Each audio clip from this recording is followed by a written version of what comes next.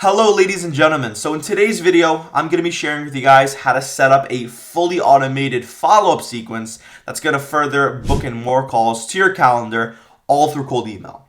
Right, so we've all been there, right, when we're talking to a prospect over email and they just don't book in a call with you, right? You're sending over Calendly links or you're having an ongoing conversation, trying to book them into a call so you can talk to them, but they just don't book in with you, right? They're busy, they're business owners, it happens to the best of us, right?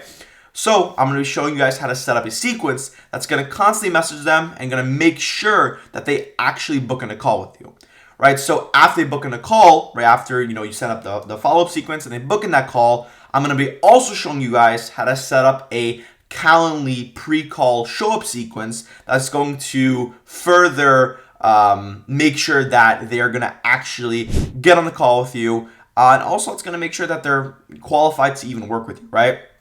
So, for those of you guys that do not know who I am, my name is Tyler Nanetti, and I own a B2B lead generation company by the name of Borks. And on my YouTube, on my Twitter, I share cold email, cold DM, lead generation tips, and that's pretty much it, right? I really just want to share with you guys this cool tip that I found out, and yeah, let's get right into the video, guys.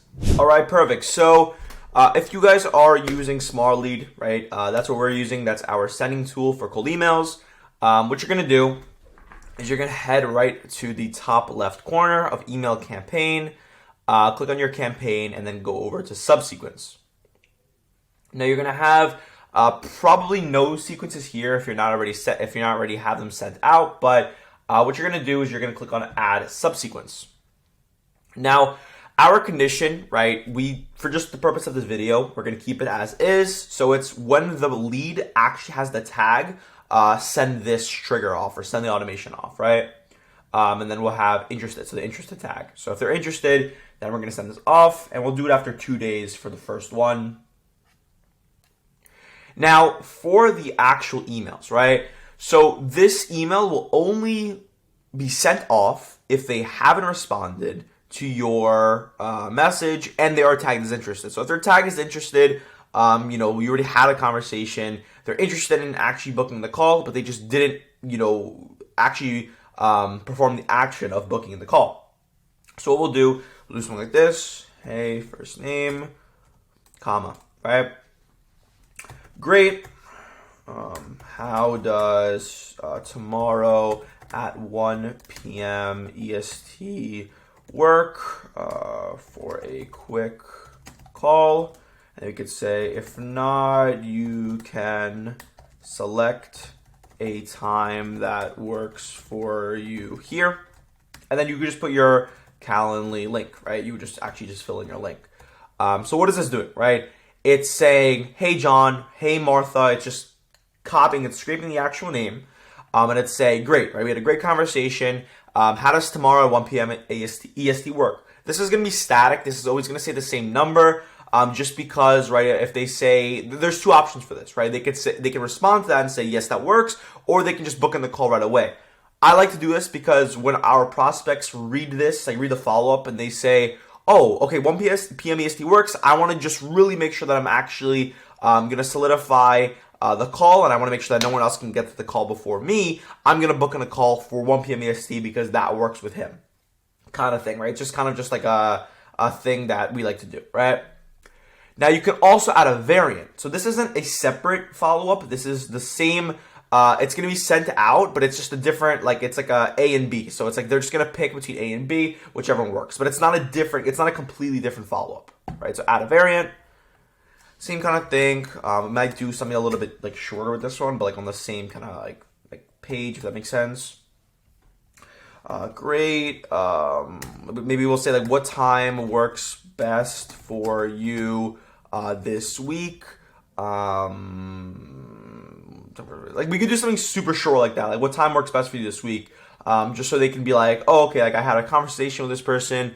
They'll respond and they'll say 3 p.m. works. So it's not exactly sending off your Calendly. So it's a little bit more, friendly, just pushing them to the call. So you can have a conversation and be like, okay, 3 p.m. EST works, send over the Calendly link and then book them in. Now, adding a next step, right, what that's going to do is that's going to add in a next follow-up. So this one, it could be after 3 days. Like, it's not really that, big of a deal for when it is, but around 2-3 days.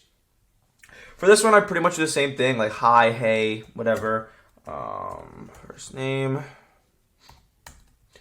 Is tomorrow a better time to discuss? And then I would just put whatever your offer is. Like for one of our clients, we would say what is a better time to discuss how to increase your email revenue by 50% within the next 4 weeks, whatever it is. Just put in your offer there. That makes sense. All right. Over a quick call. I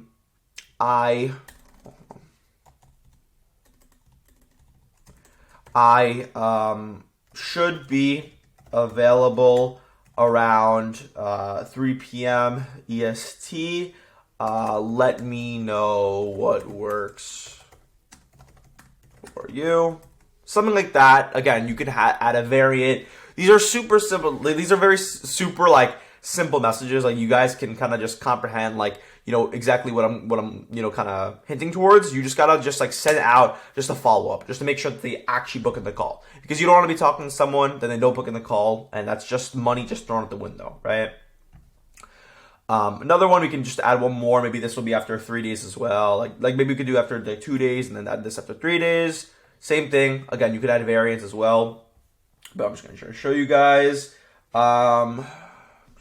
Thoughts on this, add their first name. So it's just a different start to the conversation.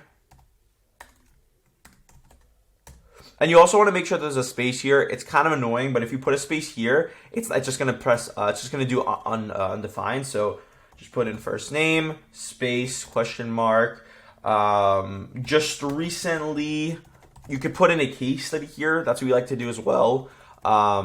Right, you could just do just recently increased XYZ's company email revenue by 200% and they're super happy. You can send over a video. You could be super creative with this, but I'm just trying to kind of go over a really rudimentary, really cookie cutter kind of way of doing it, right? You could say, still open to discussing how we can do the same for you. Something like that. Very just simple stuff. Make sure there's always a call to action, as you can see in all these, right? Let me know what works for you. Select the time. What time works for you. Discuss how we can help you with the question mark. Always a call to action. You never want to end off any of your conversations without a call to action, because if they just read a statement, there's no incentive for them to actually respond back. You always want to have some sort of question there so they can go and answer the email. And obviously, you're going to book in the call. And that's pretty much it with that. Now, let's go over how to set up the pre-call show-up sequence. All right, so now that we're in Calendly, right, I'm going to show you the 4 sequences that we have that actually makes our show-up call rate a lot higher, right? So what are these 4? These are, number 1, a confirmation text for us, just to make sure that we know who booked in the call and when they actually booked in the call for. A 24-hour, 4-hour, and 15-minute notification for the person that actually booked, also known as the invitee.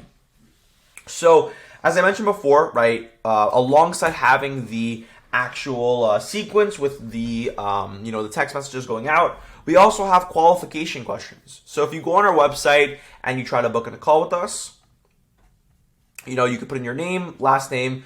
And once you fill out all of this information, our internal team gets this, right? And they actually they see if it's even worth to get on a call with this prospect, right?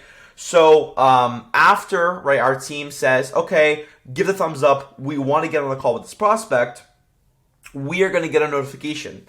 How are we going to get a notification? By setting up this workflow. Text booking confirmation to host. Host is the person that actually booked in the call.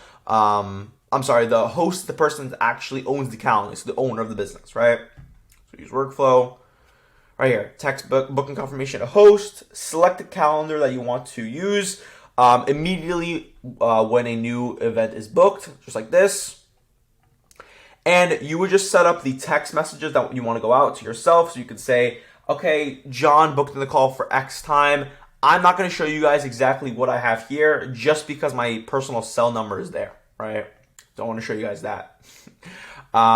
Just refresh. Sometimes Calendly just messes up on the workflows when I click on it, so I just want to refresh. So now you're going to set up the 24-hour, 4-hour, and 15-minute notifications. Super simple. Text reminder to invitee, right? Text reminder. Select the same calendar that you like to use. 1 hour before, we're obviously going to change that to 24 hours before event starts. So it's going to, let's say they booked in for 2 p.m. EST on the 20th. On the 19th, right, at 2 p.m. EST, they're going to get this notification. Again, it'll show you the text message you could say, your call's in 24 hours from now. It's in, 4 hours from now. And pretty much the exact same process. You literally do the same thing for that, for this, but instead of 24 hours, you just do 4 hours before the event starts. And also there's other things you could do here, right? If you cancel the event, you can have a notification for that. If the event ends after the event is actually over, you can send a notification. Thank you for our call. When the event starts, there's so many different things you can do, but that's all through Calendly. And that's pretty much it for that. Thank you guys for watching.